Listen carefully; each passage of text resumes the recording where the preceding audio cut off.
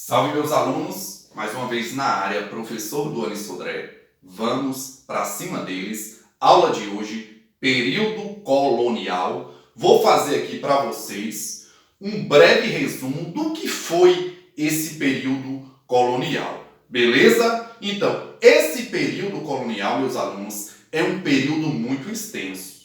Ele vai se iniciar lá em 1500 e vai até a independência do Brasil em 1822.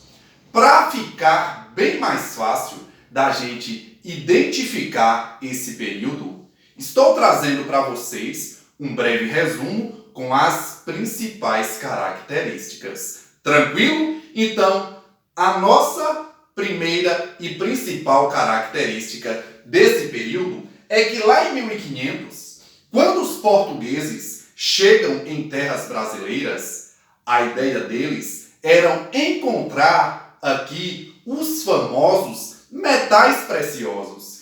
Quais são esses metais preciosos, professor? O ouro, a prata, o diamante. Porém, neste primeiro momento, eles estavam enganados.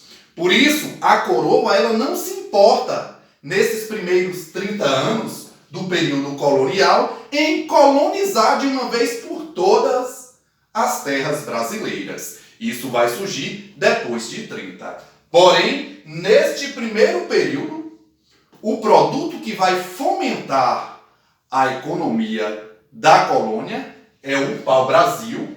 Os responsáveis por colherem o pau-brasil são os indígenas. Lembrando que neste primeiro momento aqui, que vai de 1500 a 1530, a relação dos portugueses com os indígenas eram muito tranquilas.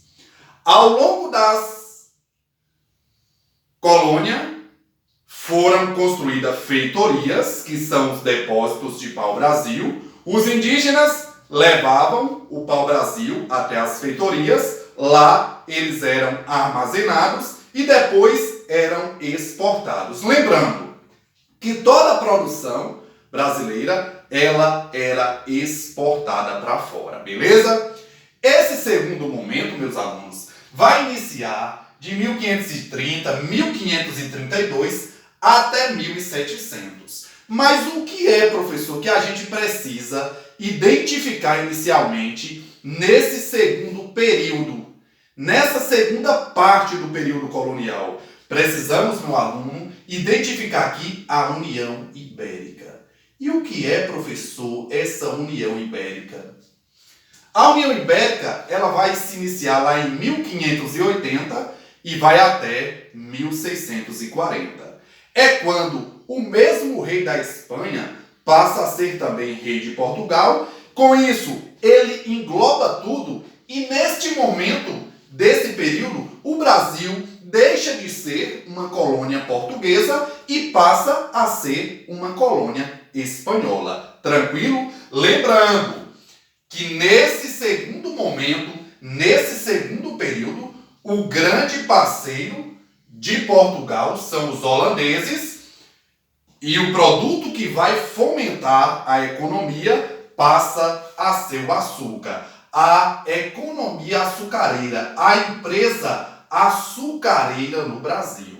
Agora preste bem atenção aqui, meus alunos. Neste segundo momento, a relação de Portugal com os indígenas, ela não é tão boa como era antes. Os portugueses passam a escravizarem os indígenas, aí é onde vai começar também a questão do tráfico de escravos, escravos vindos lá do continente africano. E aqui, nessa segunda parte, nesse segundo momento do período colonial, já vamos identificar bastantes coisas. Aí o que é que acontece? O Brasil, a colônia portuguesa, ela começa a sofrer uma crise. Logo depois que termina ali a União Ibérica, lá em 1640. Essa crise que o Brasil vem se arrastando.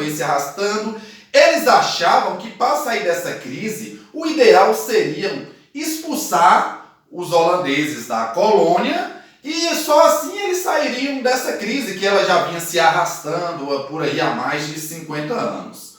Aí o que é que acontece?